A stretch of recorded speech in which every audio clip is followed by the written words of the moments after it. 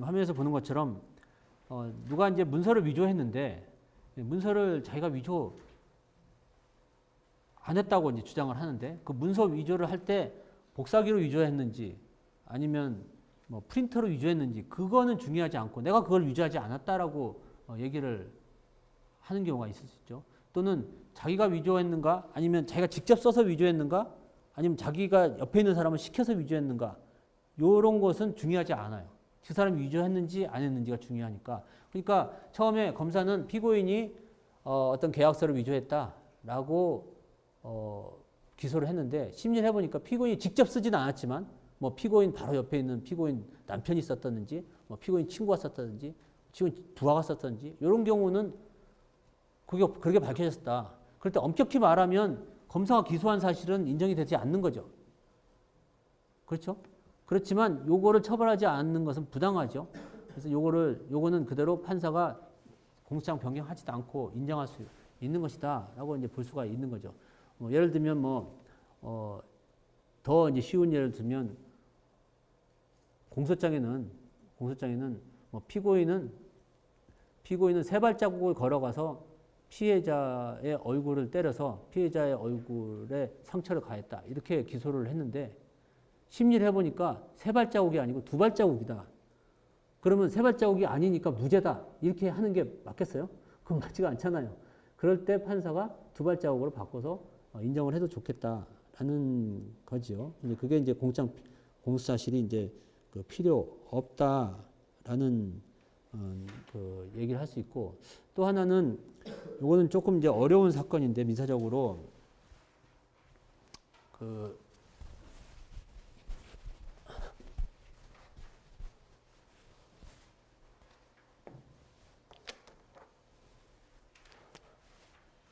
뭐 최근에는 뭐 많지는 않지만 옛날에 한참 우리 그 경제가 뭐 이렇게 좀 그럴 때 한번 이런 일이 많이 있었어요. 그 고객이 있고 고객이 돈을 은행에다가 맡기죠. 은행에다 돈을 맡기는데 그러면 은행이 이제 돈을 받아서 그것을 뭐 어디 투자하고 고객한테 이자를 주는 그런 구조를 가지고 있죠. 근데 이제 고객이 은행에 갈 때 뭐 은행 건물에 내는 게 아니라 누구 직원을 통해서 돈을 맡기게 되죠. 근데 그 직원 중에 뭐 은행 지점장이다 이런 사람들이 고객의 큰 돈을 큰 손님을 지점장이 직접 만나기도 하니까 얘기해서 지점장한테 맡겼어요. 고객은 지점장에 맡기고 이 지점장은 뭐 예를 들면 특수 상품이 있는데 이 상품에 투자를 하면 이자가 다른 상품보다 더 많습니다. 라고 하게 되면 이제 고객은 뭐 그런 줄 알고 이쪽으로 맡겨요. 그런데 사실은 지점장이 이 돈을 은행에 입금하지 아니하고 자기가 개인적으로 이것을 운용을 하죠. 그래서 잘 운용하면 은행이 투자하는 것보다 더 잘 투자를 하면 돈을 더 많이 벌고 이자도 더 많이 주고 그러면 고객도 이자 받고 지점장도 돈 벌고 이런 사건이 벌어지지 않을 거예요. 근데 지점장이 잘못 투자해가지고 망했을 때 이런 일이 벌어지게 되는데 그러면 고객 입장에서 볼 때는 지점장한테 돈을 줬을 때는 은행에다가 투자하는 줄 알고 은행한테 예금하는 걸로 돈을 줬지 지점장 개인이 운용하라고 돈 준 게 아니에요. 그러니까 고객은 속았죠. 기망당했어요. 기망당하고 그래서 예컨대 뭐 1억을 그렇게 맡겼는데 1억을 날렸다. 그러면 지점장이 피고인이겠죠. 이 피고인이 고객을 속여가지고 1억을 자기가 먹은 거지. 그래서 검사가 고객을 피해자로 해가지고 기소를 했어요. 그런데 법적으로 이럴 경우에 비록 지점장이 그 돈을 은행에 넣지 않았다 하더라도 고객은 지점장을 은행의 대리인으로 생각하고 계약을 체결한 거니까 고객하고 은행 사이에는 예금 계약이 성립한다라는 게 판례의 입장이고요. 예금 계약 이제 성립한다. 그럼 예금 계약이 성립하면 고객은 1억을 예금했을 때 지점장이 도망가더라도 은행으로부터 돈을 받을 수가 있죠. 그러니까 고객은 아무런 손해가 나지 않아요. 오히려 고객한테 1억 원을 자기가 받지도 못하고 1억 원을 물어줘야 하는 은행이 손해가 나는 거죠. 그래서 은행이 피해자가 되는 게 맞아요. 근데 이 피고인 입장에서는 이렇게 해서 사기를 친 것이 중요하고 그것에 대해서 그게 더 핵심이지 법적으로 예금 계약이 유효하냐 무효하냐에 따라서 피해자가 누구냐에 하는 것이 이 사기죄에서는 그렇게 중요하지 않단 말이지. 그래서 법원에서 공소장 변경 굳이 없더라도 피해자를 이렇게 바꿀 수 있다라는 판결이 있어요. 그런데 이제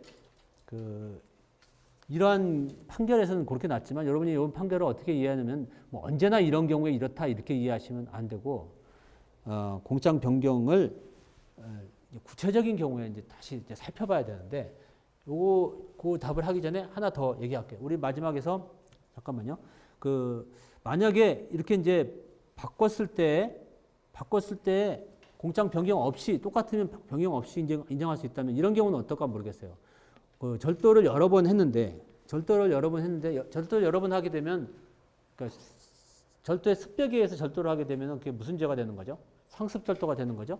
상습절도가 돼요. 상습절도가 되는데 상습절도는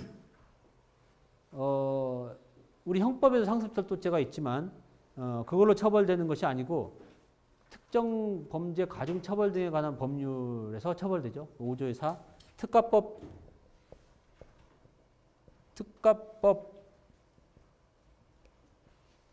절도죄, 특가법 위반 절도죄로 이제 처벌받게 되는데 그럼 사실은 그대로 놔뒀어요. 사실은 그대로 놔두는데 판사가 볼 때 이거 원래 상습절도로 기소하는 것이 아니고 특가법 절도죄로 기소하는 것이 맞아요.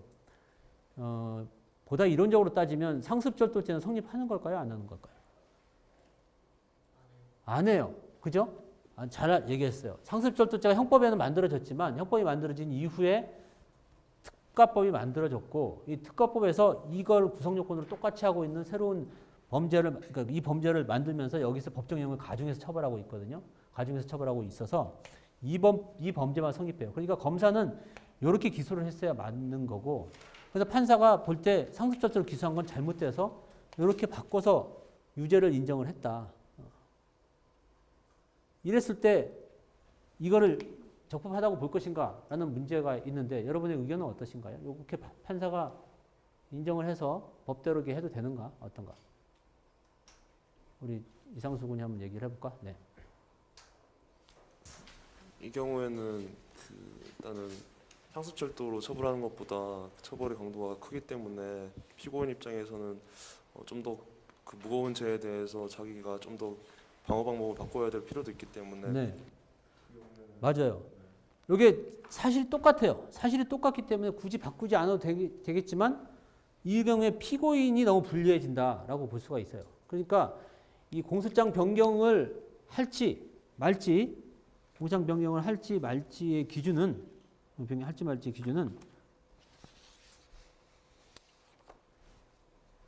피고인에게 이거를 그대로 인정하면 피고인에게 방어에게 불이익할 것인가 요거를 가지고 평가를 해야 된다라는 결론에 이르게 되는 거죠. 그래서 피고인에게 피고인의 방어에 불이익을 초과하면 공소장 변경을 해야 되고 피고인 방어에 불이익하지 않으면 공소장 변경 없이도 인정할 수 있다. 즉 피고인이 다 이런 경우에 지금 아까 말한 지점장 사건 경우에도 피고인이 그 피해자가 고객이든 은행이든 피고인은 별로 이해관계가 없고 또 이미 이런 사실관계가 다 밝혀진 상황에서는 법적으로 누가 어떻게 해도 똑같잖아요. 법정형도 갖고 다 똑같기 때문에 이런 경우는 바로 해도 되지만 이런 경우는 하면 안 되겠다라는 것이죠. 그래서 아까 원래 이 첫 번째 사건으로 돌아가서 자기가 위조했는가 직원을 시켜서 위조했는가에 따라서 그게 원래 판례는 뭐 공소장을 변경 없이도 인정할 수 있다는데 이런 경우는 어때요? 피고인이 공소장에 봤으니 피고인이 스스로 인정했다고 해가지고 이것은 내 글씨가 아닙니다. 내 글씨가 아닙니다라고 계속 항변을 했더니 검사가 아 그래? 그러면 넌 직원을 시켜서 인정했지. 그러니까 직원 글씨입니다라고 해서 직원 글씨입니다라고 해서 직원을 시켜서 인정한 걸로 판사가 그냥 유죄를 인정해 버리면 피고인으로서는 어떤 항변을 할 수 있는 기회를 잃어버리는 거가 되겠어요. 근데 어떤 항변을 할 수 있었을 것 같아요. 네, 구체적으로. 자기가 위조한 게 아니라고 항변을 할 수 있었을 텐데. 아니 내 글씨가 아니야. 내 글씨가 아닌 게 밝혀졌어. 그런데 직원 글씨인 게 밝혀져가지고 그럼 판사가 직원 글씨니까 직원을 시켜서 위조했군. 이렇게 판단을 하면 무슨 문제가 있어요? 거기 판단에는 논리적으로. 무죄 추정의 원칙. 아니 그 전에 뭐 좀 피고인이 있고 자, 이렇게 너무 간단한 건데 피고인이 위조했다라고 해서 기소를 했어요. 그래서 피고인이 난 위조 안 했다. 이 글씨체를 봐라. 이 글씨체는 내 글씨체가 아니고 A의 글씨체야.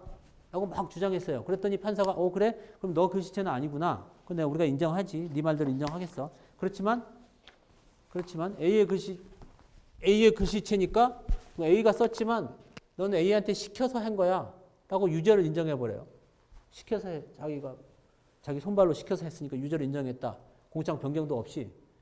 그랬을 때 피고인에게는 어떠한 불이익이 있어요? 애초에 그 교사했던 게 아니라는 그렇죠. 것을 이 사람 글씨라고 해서 반드시 피고인이 유죄인 것은 아니고 얘가 내가 안 시켰어요 라고 얘기할 기회가 있어야 될 거 아니겠어요. 그러니까 이 똑같은 케이스라도 이런 케이스는 공장 변경 없이 인정하면 안 돼요. 근데 이 사람이 얘를 시켰든 안 시켰든 그것이 관계가 없을 때 뭐 예를 들면 그 문서를 작성한 것은 맞는데 내가 그 문서의 작성 권한을 피해자로부터 받았습니다. 그래서 내가 작성을 했습니다. 라고 그래서 나 위조가 아닙니다. 라고 할 때는 자기가 했든 옆에 사람이 썼던 그게 중요한 게 아니잖아요. 그럴 때는 이제 바꿀 수 있다. 바꾸지 않고 변경 없이 할 수 있다. 이렇게 정리를 해주시면 좋겠어요. 그래서 결론적으로 방어권 행사의 실질적인 불이익을 초래할 염려가 있는가를 가지고 공장 변경 여부를 따져본다라고 볼 수가 있겠어요. 공장 변경 여부에 관해서 조금 구체적으로 보게 되면 이 동일한 구성 요건에서는 원칙적으로 공장을 변경할 필요가 없겠죠. 같은 그 이제 배부는 아니지만 같은 구성 요건이라도 지금 방금 본 것처럼 뭐 같은 사실이라도 불이익하면 바꿀 경우도 있다.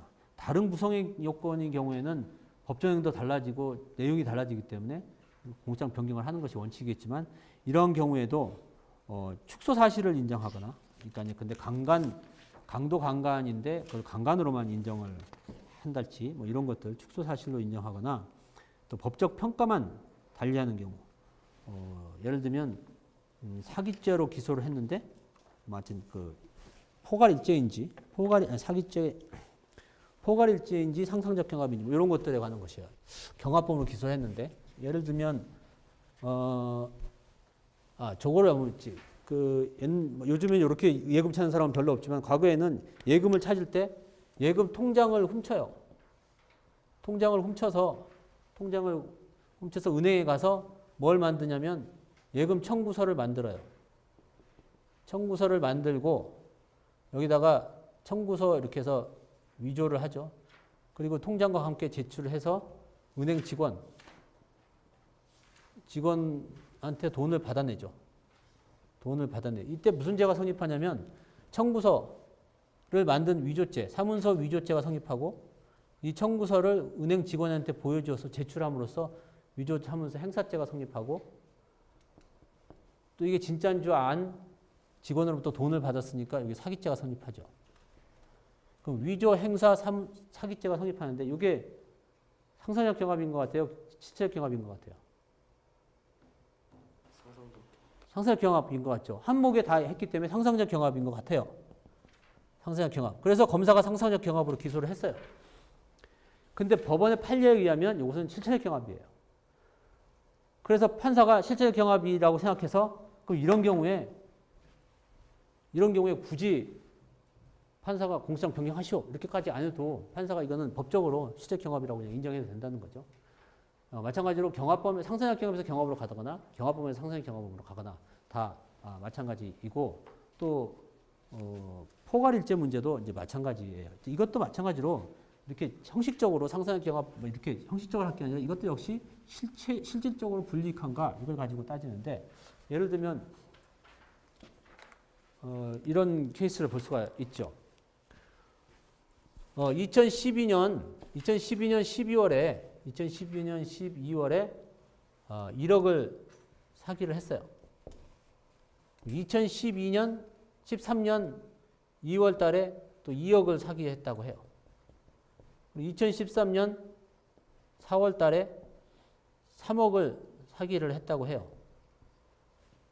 그럼 이 세 개를 사기를 했는데 이제 검사가 이 세 개를 하나 경합범으로 이제 기소를 했어요. 근데 이제 판사가 보니까 이것은 원래 피해자가 같은 피해자에 대해서 계속 뭐 단일한 범위를 가지고 이렇게 사기를 친 것이다 라고 평가를 하고, 그러면 이게 포괄일자가 되죠. 이게 포괄일자가 돼요. 포괄일자가 되면 6억 사기죠. 6억 사기면 사기가 어디로 가죠? 특경가법으로 가죠. 특경가법 사기로 가요. 그러면 형이 엄청 높아져요. 근데 판사는 어차피 똑같은 사실건이고 재수만 다른 것은 법원이 할 수 있다라고 하는 그 이론만 치워가지고 이렇게 가면 결국 피고인한테는 특경가법으로 가는 그런 불이익을 내서 항변 한마디도 못하고 엄청난 법의 적용을 받게 되는 것이죠. 그래서 이런 것은 허용되지 않는다. 결국 지금까지 본 여러 가지 기준들은 하나의 기준일 뿐이고 가장 실질적이고 중요하고 핵심적인 기준은 피고인이 유리한가 불리한가, 이걸 가지고 따진다, 이렇게 볼 수가 있겠습니다. 그 다음에 단독범에서 공범으로 가는 경우도 이제 같은 문제가 있고요. 만약에 처음에 그 하나의 사기죄로 기소를 했어요. 근데 나중에 추가로 보니까 2번 사기죄가 또 있다. 추가로 기소를 했다.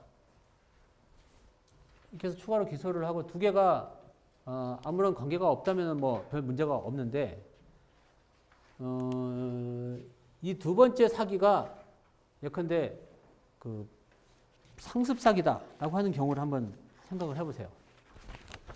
상습 사기다라고 하면은 1번 사기와 2번 사기는 포괄일죄의 관계가 있는 거죠. 상습범의 경우에는 포괄일죄의 관계가 있다고 하잖아요. 그래서 포괄일죄의 관계가 있고, 포괄일죄라는 것은 법적으로 하나의 죄예요. 일죄. 법제의 하나의 죄니까 요 사기죄와 요 사기죄를 각각 별개의 법원에 기소를 하게 되면 무슨 위반이죠? 어디에 해당하는 거죠? 이중기소에 해당하는 것이죠. 이중기소에 해당하니까 이러한 기소는 허용되지 않게 되는 거고, 따라서 이러할 때는 이렇게 기소하는 게 아니라 이 1번 사기에다가 1번 사기의 공소장 변경을 통해서 2번 사기를 붙여요. 그래서 이 두 개를 같이 처벌하게, 한 죄로 처벌하게 되는 것이죠. 그러니까 그 포괄일죄는 전혀 다른. 예컨대 이게 2012년 거고 이게 2013년 거다라고 해도 이 두 개가 포괄일죄라면, 상습범이라면 계속 추가해서 공소장 변경으로 갈 수 있다. 이렇게 얘기를 하겠습니다. 그 다음 문제는 공소장 변경 요구에 대해서 보도록 할게요. 자, 아까 이제 강간과 폭행을 한번 살펴보면, 이제 우리가 강간죄 같은 경우, 예를 들면 그 얼마 전에 있었던 우리 그 어린 학생을 그 무참히 강간한 그런 사건이 있었잖아요. 그 사건에 만약에 검사가 그럴 리는 없겠지만 검사가 얘를 폭행으로만 기소를 했다. 이제 우선 친고죄 여부는 우리가 생각하지 맙시다. 이제 곧 강간죄가 친고죄가 아닌 것으로 될 것이고, 하여튼 하나의 예로 강간죄를 드는데 친고죄가 아니라고 전제를 하고, 강간죄인데 검사가 폭행으로만 기소를 한다. 그랬을 때 가장 기본적인 것은 검사가 폭행으로 기소했으니까 아까 우리가 얘기한 것처럼 폭행죄에 대해서 유죄를 한다라는 것이 가장 기본적인 이제 답이죠. 일제일부 기소가 허용되는데. 근데 만약에 강간 부분에 대해서 뭐 애매하고 이랬을 때, 유죄인지 무죄인지 애매하고 했을 때 폭행만 유죄하는 것은 우리가 받아들일 수가 있어요. 그런데 강간한 것이 너무나 명백해. 그리고 지금 피해자는 정말 고통스러운데 검사가 폭행만 기소를 했다. 그랬을 때 판사로서는 검사에 대해서 그렇게 뭐 폭행만 유죄를 하는 것이 옳으냐, 이런 이제 고민이 있게 되지.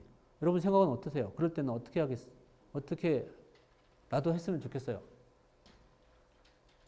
그럴 때 바로 검사한테 뭘 요구할 검사님, 이거 강간죄가 분명한데 왜 강간은 기소 안 하셨습니까? 강간으로 기소를 하시는 게 어떠실까요?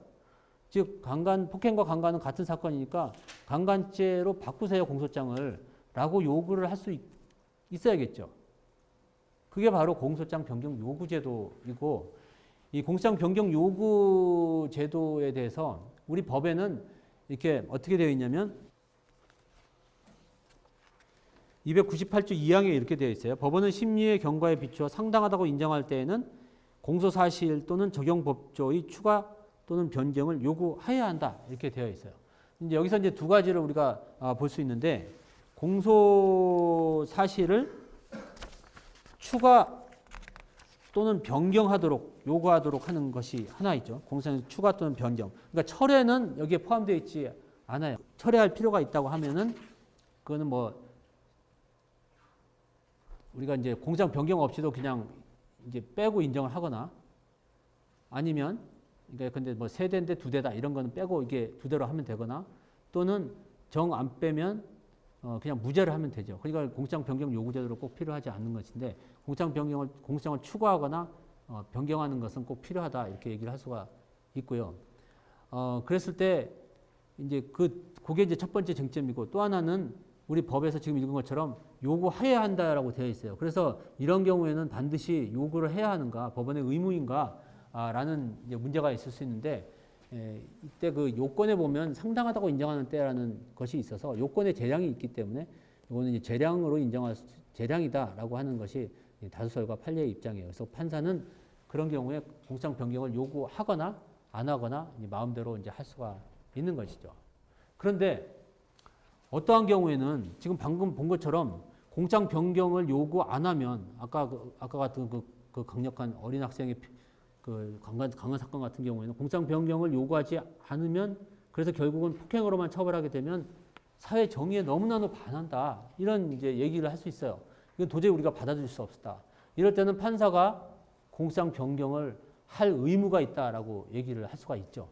그래서 요 본 것처럼 원칙적으로 공소장 변경을 하지 않을 것인가, 할 것인가라고 하는 것은 판사의 재량이에요. 그래서 자기가 하고 싶으면 하고 말고 싶으면 말하는 것이 원칙인데, 일정한 경우, 지금 아까 그런 사건 경우에는 판사도 재량이 없고 반드시 요구를 해야만 된다라고 하는 결론에 이르게 되고, 이것은 그 현저히 만약에 처벌하지 않는다면 현저히 정의와 형평에 반할 때는 이런 요구를 해야 된다라는 거예요. 또 어떤 경우에는 검사한테 요구하지 않고 자기가 직접 유죄를 인정할 수 있는 경우가 있어요. 이것은 유죄를 인정을 해야 하는데, 이 유죄 인정을 검사한테 요구하지 않고 유죄 인정하라는 취지가 아니라, 원래 그렇게 정의 형평에 반할 때는 요구를 할 의무가 있는데, 그 요구를 해야 하는데 요구를 해서 공장을 변경하고 유죄를 인정을 해야 되는데, 경우에 따라서는 요구하지 않고 직접 인정할 수 있는 경우도 있다라는 것이에요. 그럼 요구와 요구의 기준점은 뭐겠어요? 어느 경우에는 요구를 해야 하고 어떤 경우에는 요구하지 않고 자기가 인정할 수 있을까? 이런 얘기지. 그러니까 이런 경우에 요구해서 바꾸라고 그래도 돼요. 그런데 요구하지 않고 자기가 인정할 수도 있는, 즉 공장 변경 없이 인정할 수 있는 경우이죠. 그럼 공장 변경의 요구 문제죠, 여기는. 그렇죠? 그러니까 여기에서의 기준은 피고인에게 불이익이 있는가 없는가, 그렇게 했을 때 그걸 기준으로 삼아야 된다, 이런 결론을 내릴 수 있겠어요. 마지막 조금만 더 할게요. 이렇게 공장 변경은 이제 그 절차를 어떻게 하냐면, 검사가 공장 변경을 신청을 하죠. 공장 변경을 신청을 하게 되면 판사가 그것을 변경을 허가를 하게 되고, 공장 변경이 허가되면 그 공장 변경에 따라서 공판장에서 변경 사실을 낭독해서 재판을 하고 돼요. 근데 이제 공장 변경을 했을 때 피고인의 입장에서 변경된 공사실에 대해서 방어할 시간이 필요할 때는 공판 절차를 정지하기도 합니다. 이 공소장 변경 절차는 2심까지 가능해요. 항소심까지 가능하게 되는데, 이에 비해서 이제 아까 우리가 본 공소 취소는 1심 판결 선고까지만 가능해요. 그러니까 이런 경우는 어떤가 한번 생각을 해보세요. 만약에 1번이 2012년 사기가 있었고 2번이 2013년 사기가 있었고 두 개는 포괄일자가 아니다라고 전제를 했을 때, 이 두 개를 처음에 기소를 했는데 1심 판결에서 요게 무죄가 났어요. 요것만 유죄가 났어요. 그래서 항소심에 와서 검사가 1심 판결에서 무죄 난 것은 승산이 없다고 하고 이것을 빼요. 이것을 뺀다. 이거 가능할까요? 안 할까요?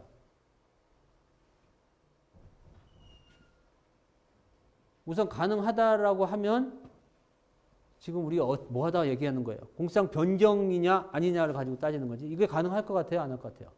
만약에 공소장 변경이라면 2심까지 가능하죠? 2심 오케이.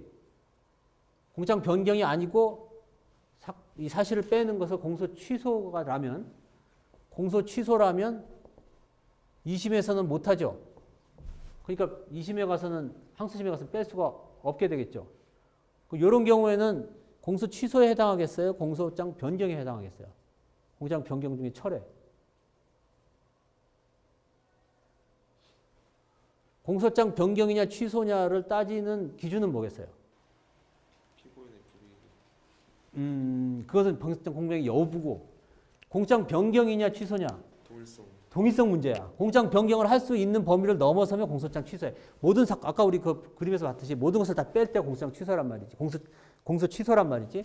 그러니까 이것이 동일성이 인정되느냐 여부를 가지고 따지고 공소장 동일성이 인정되면 변경이고 동일성이 인정 안 되면 공소장 너머의 사건이면 변경이 아닌 것이지. 취소가 되는 거지. 그럼 요거 두 개는 동일성이 인정돼야 안 돼요? 안 돼요. 그죠? 포괄일제면 동일성이 인정되는 거지만 포괄일제가 아니면 별개의 사건이다. 그래서 요거 하나 빼는 것은 2심에 가서는 뺄 수가 없다. 이런 결론에 이릅니다. 네, 오늘 수업 여기까지 하겠습니다. 수고 많으셨습니다. 네.